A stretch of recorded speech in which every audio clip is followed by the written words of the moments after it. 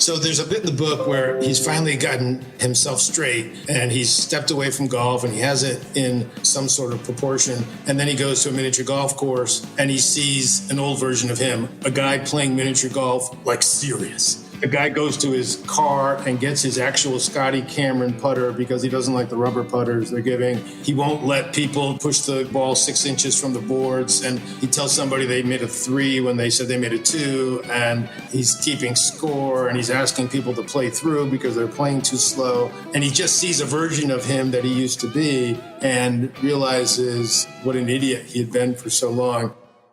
Hey, this is Tyson Sharp from Magnetic Island, Australia. I play at Magnetic Island Golf Club. This is Golf Smarter number 945.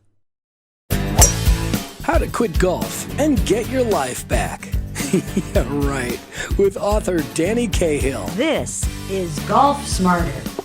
Sharing stories, tips, and insights from great golf minds to help you lower your score and raise your golf IQ. Here's your host, Fred Green. Welcome to the Golf Smarter podcast, Danny. Hey, Fred. How are you? I'm good. Nice to be here. Good to be here. We're on the Friday of the Masters, which it's kind of appropriate that we have a golf holiday to be recording this conversation. It is a sacred weekend. There is no doubt. It's incredibly sacred and like the biggest holiday of the year. Now, I just need the audience to understand that the title of this episode is the actual title of the book. It is not clickbait. Right. It works as clickbait, but it is not clickbait. It's the actual title of Danny's book. And I'm really enjoying the book. I really am. Thank you. Do you do stand-up? I mean, it's really funny. Yeah, I'm a professional. Which you don't expect when you first see the title. Right, exactly. Yeah, a lot of my friends, when they saw the book, emailed me. They're like, "Are you quitting golf?" And I'm like, God save me from the literal minded. No, I would never quit golf. No, it is fiction, of course. I think about it, of course, every time I play golf, but no. So the other thing that just came across me while I was reading it, and it just so happened that while I was reading it, a friend of mine's birthday was coming up. My wife's going, we got to get him a gift. He plays golf. Why don't you get him something golf? And it's like, that's a really sweet thought, but golf is so personal. You buy somebody a box of balls and it's like, yeah, I don't play these. Yeah, exactly. Right. Or the time somebody gave me a box of balls and I said, I really appreciate you giving me something I'm going to lose. Yes, correct. Right? Or they give you a box of Max Fly and you're so insulted. How dare you? How dare you? Max Fly. Noodles? What are noodles? Right? And why would they possibly put that on the name of a ball? Right. Oh, my God. But you're clearly obsessed with golf. Yeah. And, I never expected to be. I didn't hit a ball until I was 44 years old. All right, you beat me. I was 42. Yeah. I was that guy that thought, how is that a sport? You don't sweat. I don't get it. And I was a serious tennis player my whole life. And I thought tennis was a subcult, but nothing compared to the subcult of golf. Yeah, once you get in deep, and it's the minor leagues. There's no way out. Yeah, exactly. Yeah, exactly. And so what was it that bit you so hard? At what point did you, let me go this way. Why at 44 did you start playing golf? So I got to the point where playing serious tennis, in tennis, it's not like golf. In golf, you just move up tees, right? But in tennis, you go from a serious singles player to let's play doubles. And, finally at 80 years old, you're letting the ball bounce twice on your side of the net, and it's very pathetic. So I just didn't want to be the doubles player. I thought tennis was about running. So I thought, if I stay in tennis, it's just a question of how fast I decline. I will never get better at tennis. There's no way I'm ever going to, again, be able to return a 125-mile-an-hour serve. And next year, they're going to be 130 miles an hour. and there wasn't enough biofreeze to keep me in the game. So when I started golf, I was like, this is something that I see people my age and older doing and doing well. And it just was so appealing to think this is something I could improve at. It might be the only thing I could improve at. And of course, what happens is you do improve dramatically for a little while, and then you decline just like you did in tennis. It's just a slower, less conspicuous decline. Well, it's less conspicuous because there's other people around you who are declining just as rapidly. Yeah, right. We're all getting old together here. Yeah. Taking this walk, we have all day to do it. I was John Madden's recording engineer for a number of years, and he used to talk about, if I had to start a sport right now in my life, I would choose between golf and tennis. And it would have to be tennis, because if you're bad at tennis, you're done in 45 minutes, 30 minutes, right? But if you're bad at golf, you're out there all day long. Yeah, right. Yeah, no, it's a special sort of torture. The other thing that's ironic about it was one of the reasons why I gave up on tennis was because the technology had gotten out of control. And it's true today. It's hard to watch pro tennis for me and think I'm watching a sport I used to be good at, because the average professional can hit a forehand 105 miles an hour, and that was a serve when I played. So between the materials they use to make rackets and the synthetic strings, they've improved so dramatically that it's an unwatchable game now, and it certainly is not a game that I recognize. So I was offended at what technology did to tennis. But I love what technology did to golf, because now I can pretend I'm a big hitter because the golf clubs keep getting better. And, I hit it further now than I did 10 years ago. And it isn't because my swing's any better. So I'm such a hypocrite. I'm like, technology's evil, except for golf. It's awesome. Keep it up. Let's have more of that. Yeah. And for what's in my pocket. Exactly. Yeah, right. How that's changed the world and everything around it. So what do you tell yourself when you need to quit golf? How do you get to that point?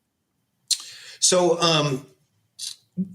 what happened to me was I belonged to this club, and obviously there's some serious people at a club, a lot different than the public golf course people. And let me interrupt you right there and say, what part of the country? You're in the United States. Yeah, I'm in the Northeast. I'm in Connecticut. So everyone's got to be in a club. There's the public golf is like, meh. Or what's it like? Yeah, there's some nicer courses, but for me, it was all about, because I run two businesses, it was all about time. I joined a club because I wanted to play in 3 hours, not because I wanted to be, looking for business or schmoozing or all that. It was just a 3 hour round was like worth it to me. I didn't care what it cost. But I'm a type A. I found that a lot of the people at the club were type A driven people. And I thought, oh, they're not just into golf. Like, they're dangerously close to unhealthy into golf. And I started to see the things that I just found it amusing, like the telling your wife you're somewhere else when you're on the course, and the guilt of where you were supposed to be, but you're on the golf course, and everybody be quiet. That's my wife calling. Don't hit a ball, And at first I found it amusing. And then I said, well, there's really something to this. There was this appeal to me of, as people go through middle age, they're turning to golf, and the person that says, I'm going to retire and then play more golf, and then that person retires, plays more golf, and gets worse. And I started to see the parallels between just your decline in your life, of your body, of your enthusiasm, of your energies, and you try to put it into this sport that can't save you. It can't help you. And I just found those ironies so funny that I said, I have to write a book about it. I had just come off writing a very heavy memoir about my personal life called Aging Disgracefully. And I thought I would just write a romp and talk about the goofy contradictions of golf. But the more I got into it, the more it became a serious story of me. Of what if this guy is addicted to golf, unhealthy, lying to his wife, obsessed to a point where he's starting to lose his value structure. And that became the story that I wrote about. Wow. We're going to take a time out. We'll be back right after this.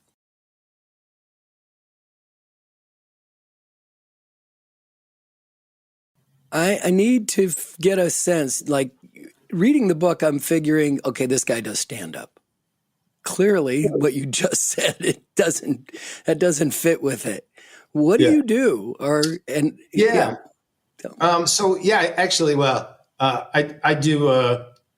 I do, I guess, the safe version of stand up. So I own two firms. I own a headhunting firm, which is one of the largest headhunting firms in the country. And I developed it. And once I started doing well in headhunting, people would start to ask me to speak at conferences. And I found that people found me interesting or funny. And I thought, well, this is a business. So I started a motivational speaking business and a training and development company. So I have two businesses. One, I just got back from Houston at 1:00 in the morning last night from a gig. Thank you for doing this. Oh, yeah, no worries. So I speak at conferences. And then I run my headhunting firm, which is kind of like a think tank for the things I talk about. But yeah, I try to have fun when I'm up there. I'm not that real serious speaker that's, trying to motivate you by, telling you that you can go out and be anything you want to be kind of guy. That's not me. I basically tell people you can't be most things you want to be. So find one thing you can be and do that as well as you can is my not so thrilling message to people, but it's real. Oh my gosh. So, and is this your second book or is there something else besides Aging Disgracefully? Yeah, this is my third book, actually. I've had two books that were successful. Thank goodness. But before that, I was in professional theater for a while too. And I've had plays that I've written, produced off Broadway. So, I'm used to the entertainment side of it and the theatrical side of it. So I'm also, because of that, I'm into words. I never thought I'd write books. I always wrote theater. But once I started getting certain ideas, they seemed more like book ideas and less like theater ideas. Did you get Wordle today, by the way? I've never done Wordle, which people are like, good. Wordle? My wife was completely stumped and she needed my help and I couldn't figure it out. So I was just kidding. It's just a complete aside. I also stuck in Scrabble, which makes no sense. But you clearly don't sleep very much. I mean, multiple businesses, multiple books. I mean, the theater, you need to move to the West Coast and chill out, dude. I love the West Coast. No, I'm a control freak. The people in my office say, Danny's so intense, he grinds your teeth.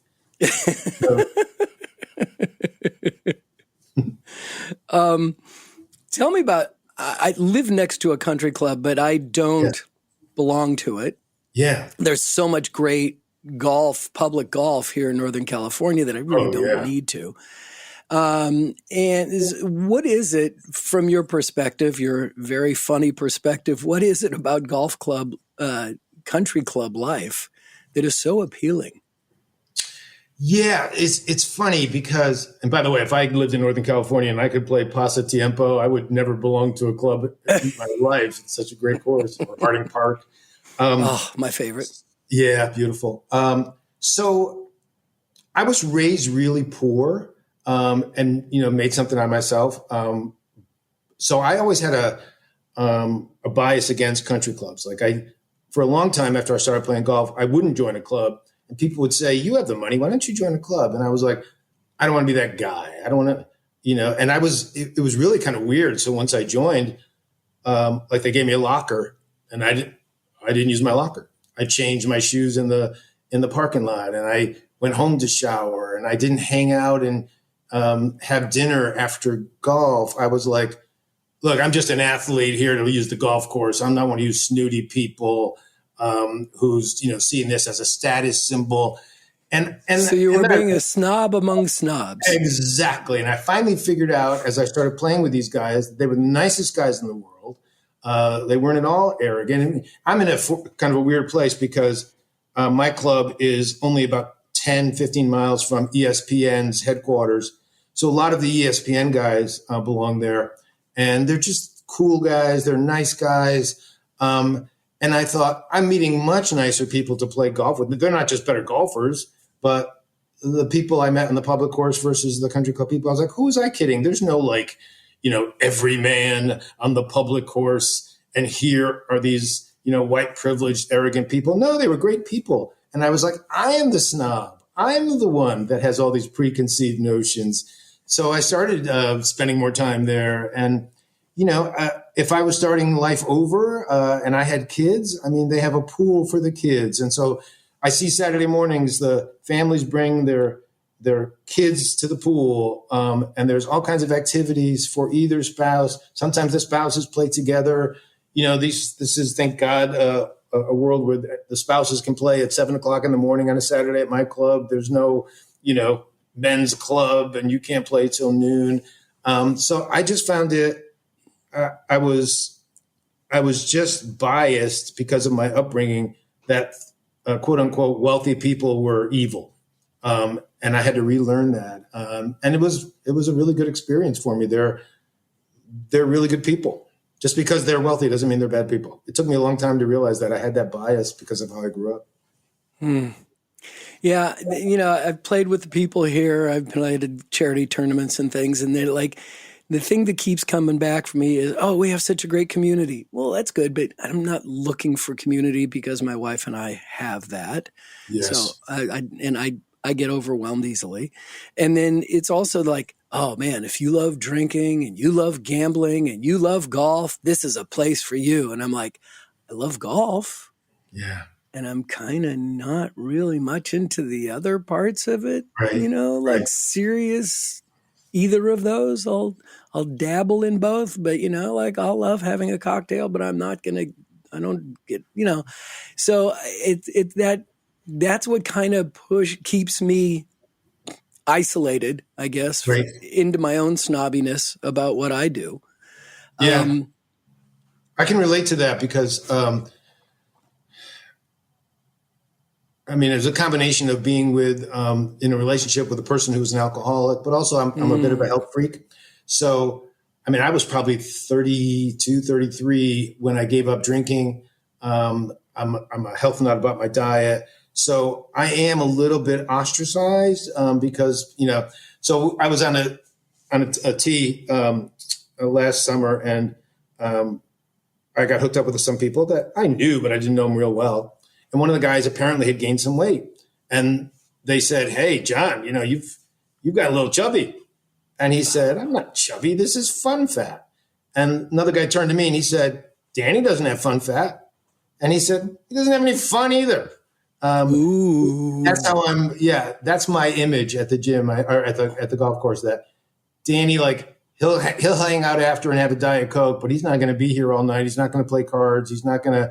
He's really not that into it, that life. But it's also because, I was single most of that time. I didn't have kids. So I didn't have a lot to relate to other than golf or talk about business. So I that part has never appealed to me, but you're right.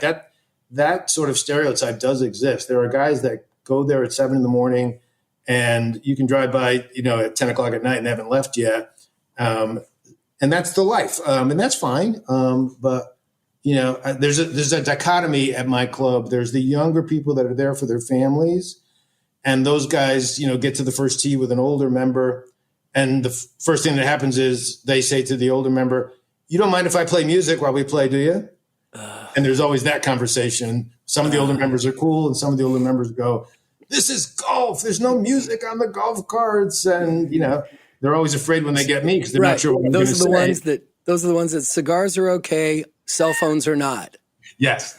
When they ask me, I'm like, look, with all the voices I have in my head when I'm trying to hit the ball, a little music is not going to make much of a difference. So knock yourself out.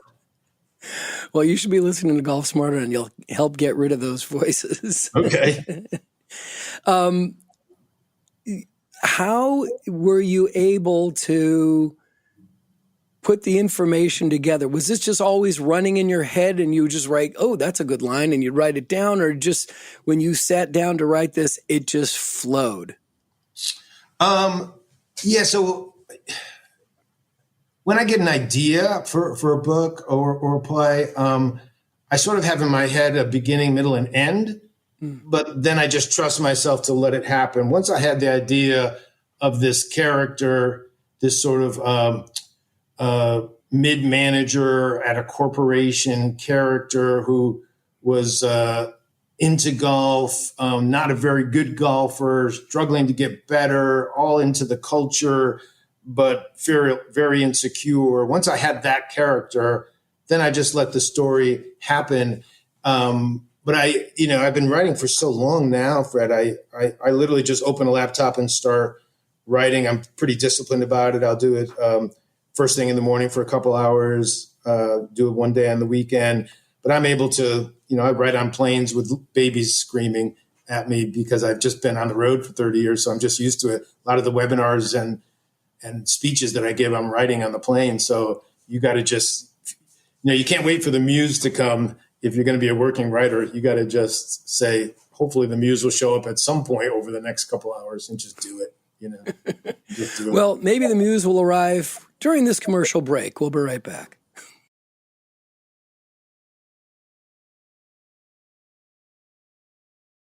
But I'm fascinated to know about the book. And again, we're talking to Danny Cahill about his very funny book called How to Quit Golf and Get Your Life Back. And I'm curious, what was the point? What was the line that you either wrote or popped into your head and went, oh no, I've got a book here?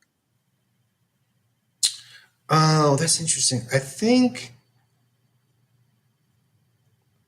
so.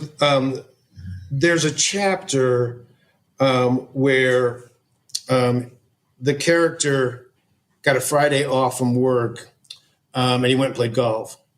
And his wife calls him at the start of the chapter and says, "Where are you?" And he lies and says he's at work. And he doesn't know that she's at work because she stopped in to see him. And she catches him stone cold and threatens some sort of response, whether she's going to leave him or she's going to raise hell. He doesn't know. And in the course of that, trying to decide, he doesn't want to go home because he knows she's mad. So he goes into the grill room where there's a guy that's been divorced 3 times who's willing to give him advice on how he should handle the situation.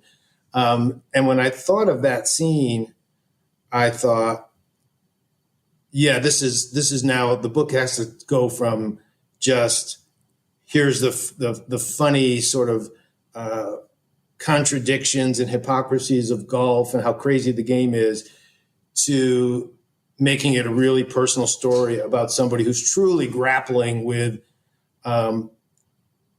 she says to him, you had a day off and you never thought, let me spend the day with my family. You thought, oh my God, I can play golf. And he has to come to terms with the fact that, yes, that's true. That while he loves his family, a Friday afternoon is about golf, not about you. And how do you say that to the woman you love? And I thought, so this is really a more serious book than I think. So I spent, that's when I decided I got to rethink this and I got to make it both a book about someone who's truly trying to quit golf and still have some fun with the sport itself and how crazy it is and how obsessed we get with it. I can imagine, I can feel the audience right now, people in the audience, maybe they're driving their car and they had to pull over at that exact moment, because I felt every person in the audience go, ooh, that happened to me. Yeah, I'd much rather go play golf today than be with you. I'm so sorry. Right. It's the ultimate sorry, not sorry. Oh, yeah. It's like she says to me, you never make plans for us. You just, when you have time off, you just want to go play golf. Why don't you make plans for us? I'm like, because you make all the plans. Right. It's like, what, are we short of plans? I mean, this is my time. Right. Right. The thing, I've been divorced twice, so I have some expertise here. And I remember, I knew that my last marriage was over because at one point she said, we just don't talk as much as we used to. And I was like, well, everything that happened before I met you, I've already told you about, and everything that's happened since, you were there.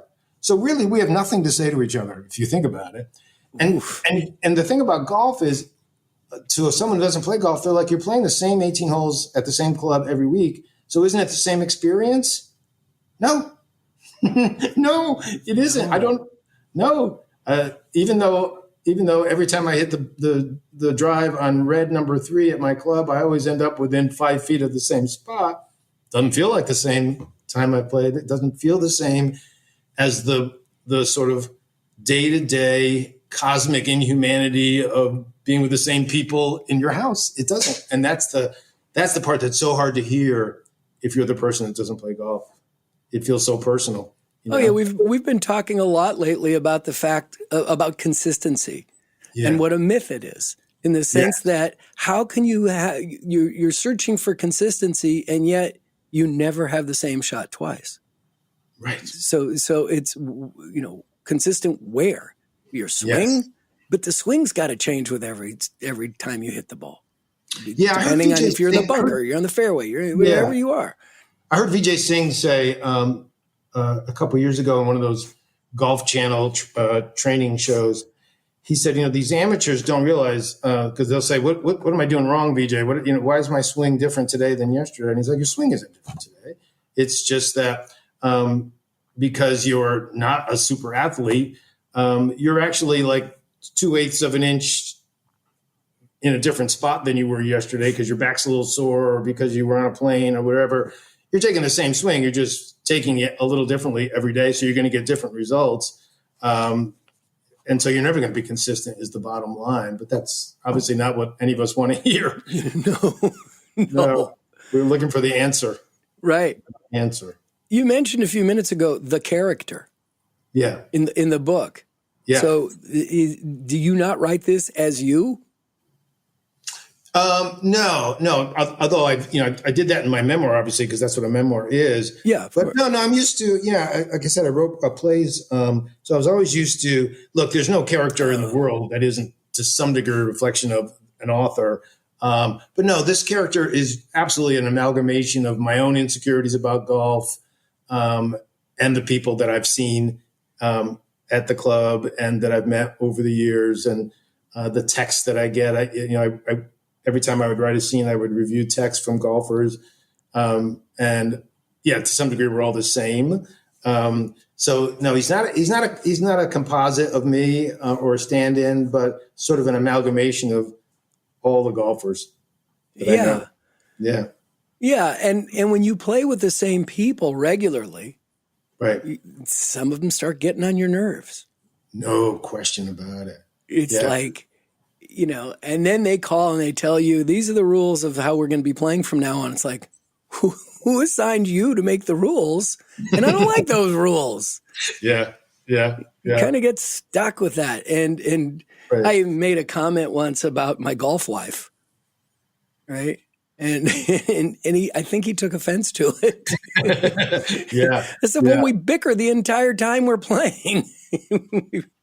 Yeah, it's funny. There's people that aren't very good golfers that you love to play with. And then there's people that aren't very good golfers that get on your nerve. And it's not about their golf game. It's about how they play the golf. Or, I play with one guy that is the nicest guy in the world, except for when he plays golf. And every time he misses a putt, he'll go, I can't believe that goes left. And I'm like, really? Why is it hard to believe? It always goes left. You always miss it left. It's really not hard to believe. I can't believe you don't aim more right. Okay, so is he a right-handed golfer? Yes. Okay, tell him to not lift his head when he hit the ball, because when you turn your head to look at the ball, it goes left. Yeah, because you're turning your shoulders. Right. But see, keep your head down. I'll tell you when the ball goes in. Just keep your head face down. That's good advice. Yeah, he does always pull putts. But point is, what is it about him pulling putts that annoys me, but not someone else? And it's because he goes, I can't believe it went left. So where's the break? Where's the break? It's on the next hole. Yeah, that's where it is. You left it on the last one. But there's also people you like very much who, if they're playing badly, you just feel sorry for and you want to help them. And, it's a very personal, it's amazing to me. And I talk about this in the book to some degree. Part of the reason why I think significant others and spouses get jealous about your time on the golf course is not just the golf time that you're away from the family, but they can feel that there's a level of intimacy among people that play golf together that they don't understand. And just like anybody having an intimate relationship with your partner, it's threatening. there's a certain threatening to it. Right. But then you get off the golf course, you come home. How was your time today? I had a great time today. Oh, what'd you talk about? Nothing. What do you mean you didn't talk about like, how's he doing? What's going on in his life? It's like, I have no idea. Yeah. Well, what do you mean? You were out there for 5 hours together. It's like, no, we talked about the last shot and the next shot. Yes. And it's like, we don't, his kids are fine, I think. There's a section in the book where the spouse grills the character on, I can't believe that all you talk about is golf for 4 hours. You must talk about other things. And he keeps saying, no, I don't. No, we don't. And it's impossible for someone who doesn't play golf to believe, but it's true. That's all we talk about. That's kind of the point of it. We don't have to talk about, the politics or the country. It's where's my ball? Does anybody know where my ball is? Where's my ball? We're going to take another time out. We'll be right back.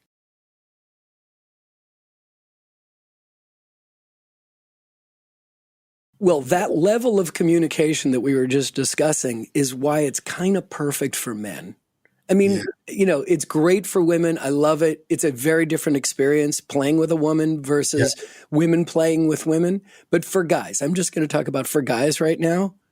We don't go into the deep places, especially not on the golf course. It allows us to keep things on the surface, be together, have that camaraderie. Yeah. Excuse me, scratch and fart. It's like, and just be that way with guys. And it's kind of perfect for that. Yeah. And what I found fascinating is, like I said, I took the sport up in my early 40s, and it continues that. My younger son, the reason I started playing is because he went to a golf camp and he goes, you want me to show you what I learned today? It's like, what'd you learn? He goes, etiquette. I'm like, yeah, teach me everything. So we went to the putting green and I fell in love with the sport, and he got bored with it. But now as an adult, he loves the game for all those reasons. And he loves going out with the guys, and he does it through work, which makes it even more fun. Right. Cause then you get to really keep things on the surface of work, golf. We're good. Yes. Yeah. Yeah. There's a certain way to compartmentalize that is probably foreign to people who don't play golf, but that was pretty natural for me because, when things happen in your life, good or bad, right? But, when I fly in to do a keynote at a conference, by definition, you're supposed to be the smartest, funniest, happiest guy. You're a keynote speaker, for God's sakes. There's been times when I've landed. I remember specifically landing, getting a call from my sister saying that my dad had died, and I'm being driven down the cab to the hotel where I have to speak. And she was like, well, you have to cancel the keynote. I'm like, there's 600 people in the audience. I'm not canceling the keynote. And I did my thing. And my sister called me after and she said, are you okay? And I'm like, yeah, I'm okay. And she's like, did you get through it? I'm like, it was not hard to get through it at all. Like, I just parked it. Like, I've been grieving my dad ever since. I love him to death. But for those 90 minutes, it was absolutely nobody needed to know that. And I didn't need to deal with it. I needed to deliver, right? And in a less dramatic way, that's what golf is every single time. It's like, I'm just parking all the issues and the guy I got to fire on Tuesday and the tax bill that I got to pay. For 4 hours, it's, can I get this ball to go in that hole in 4 strokes 18 times? Can I do that? And the answer is no, you can't. But there's a certain compartmentalization that I think you're right is easier for men than for women. Yeah. Yeah. I was playing with one friend. He belonged to a country club. He would invite me out. We had a great time. And he was like one of the few people, maybe the only one, that we like talked about stuff. Yeah. Right. We talked about, and then he stopped inviting me. Like, what did I do? It's like, my wife's like, why do you think he don't? It's like, because we talked too much. I don't know why, but oh well, okay, so that's not gonna work.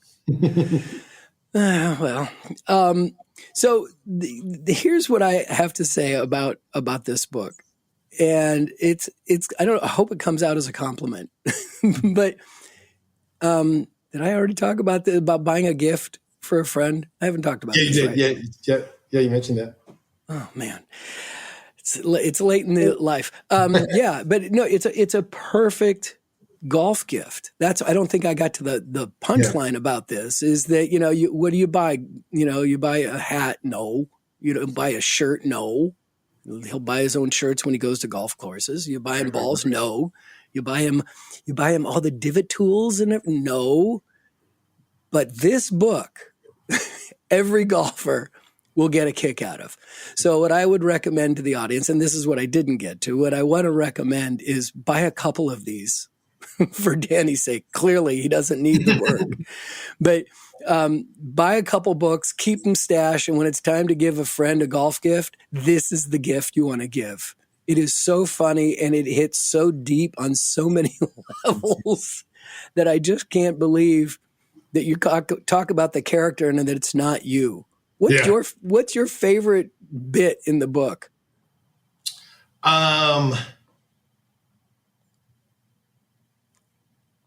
So there's a bit in the book where he's finally gotten himself straight, and he's stepped away from golf, and he has it in some sort of proportion.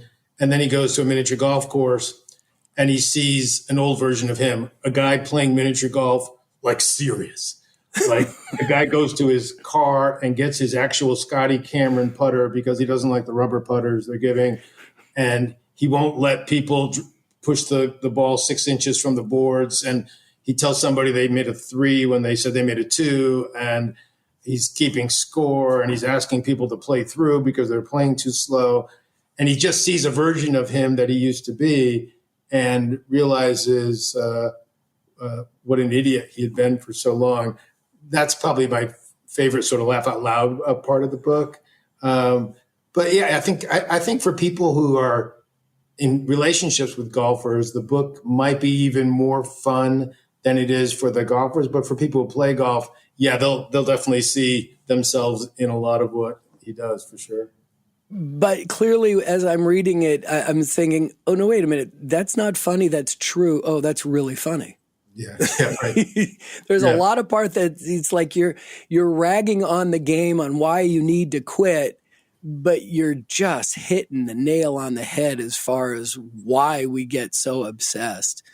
And I talk about a lot in the book about how much time we spend watching golf, and what a waste of time it is, and how you wouldn't watch the same movie 3 times, but you're certainly you're gonna watch golf all weekend.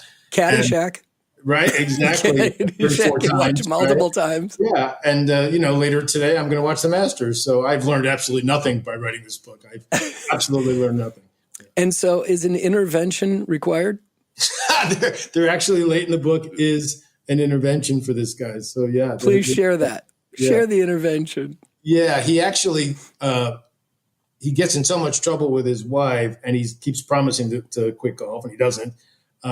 So finally, he pulls up in front of his house, and he sees cars of his friends, and he sees his boss's car and a couple of his coworkers and a couple of his friends from the club, and he goes, "Oh, I know what this is. This is an intervention where they're going to try to take my golf clubs away and get me to quit."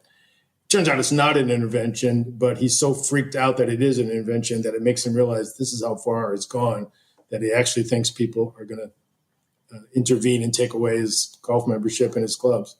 So that's how far gone he gets. Yeah. And you do give us a homework assignment in the book. Yes. Yeah. Go ahead. Can you share a little? It's not going to prevent people from reading this. No. There's a couple of times in the book where he has people make lists. The one that freaks people out the most is he actually makes a list of how much he spends per year on golf. And there's a very detailed list in a chapter. And I won't freak people out with the number. Let's just say it's a much higher share of this person's disposable income than they were aware. And it kind of freaks him out that he is spending this every single year. So yeah, when people go through that list, I get a lot of emails from people saying, okay, I did my own list. Oh my God. Yeah. Oh my God. Yeah. Yeah. I tried to avoid it. I was like, okay, that's enough information. I don't need to do that myself. This is no, you're making this is embarrassing. And I like it this way. Exactly. Yeah. But it is amazing, isn't it? That it's something that is so hard. You never will master it. It takes way too long to play and it's super expensive. And we're both going to go back out there next opportunity we get. So tomorrow. That says something about golf, right? Yeah, tomorrow. And even through pain and agony and allergies and all the things that would make your life usually, I can't do anything today. I can't do anything. Oh, Bill just called and we got a tea time in 2 hours. I'll see you later. I feel pretty good, actually. Yeah. I'm feeling great. I'm feeling good. You were depressed. No, I wasn't depressed. I was just a little sad, but no, this is going to help. Especially when you take up golf in your 40s like you and I did, it's, the body starts to break down as you get involved in the game, and that's not very helpful. So you either have to play less or start doing what I did, which is start taking Advil like Skittles and just keep playing. Yeah. The combo of Advil and Tylenol together. Oh, it's a beautiful thing. It's a beautiful thing. Breakfast of champions. Yeah, no question. Again, it's How to Quit Golf and Get Your Life Back by Danny Cahill Danny. This has really been a lot of fun. Congratulations on another book. We'll look for the first one too. But thanks so much for sharing the story with us today. Red, thanks so much for having me. Well, if you don't mind, I'd like to provide you with a quick update on my physical issues that have been sharing with you and has kept me off the course since December. I've been more diligent than any time in my life doing resistance, weight bearing, stretching exercises for the last 5 months, including physical therapy, massages, chiropractic work, and thankfully, the pain has subsided. Will I be getting a cortisone shot? It's scheduled, but I'm hoping I can cancel it before I have to get there. I really don't want to do it. But as you get older, issues like these last a lot longer than we're accustomed to or can even tolerate.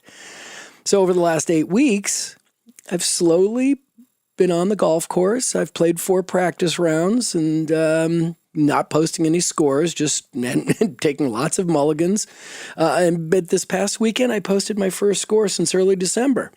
And I was comfortable with that.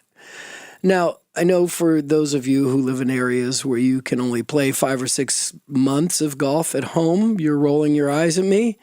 But that's why I'm so impressed with those snowbirds who travel south for the winter months to keep their game intact.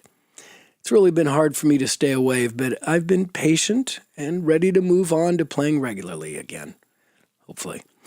Wow. Oh, you know what? I'm blown away. 2 weeks in a row, we've had Golf Smarter ambassadors from Australia. How awesome is Tyson's hometown and course? Magnetic Island. Wow. Love it. Thank you, Tyson. Well, what made it so easy for Tyson to join our list of Golf Smarter ambassadors was to open an episode by sharing where he's from and where he plays. And instead of calling our toll-free line, Tyson recorded the intro directly onto his phone and sent me the file. And for his effort, Tyson received Tony Manzoni's video of the Lost Fundamental. Now, if you'd like to receive one of 3 great gifts, including Tony's video, and introduce an upcoming episode, just write to me, golfsmarterpodcast@gmail.com, and I'll write back to you with some simple instructions of what to do and what to say. Yes, I'm sending you a script.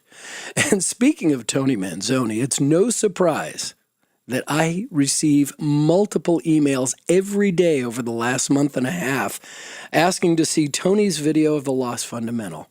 We've played 6 episodes where he was featured starting in 2010, and we've got 6 more to go.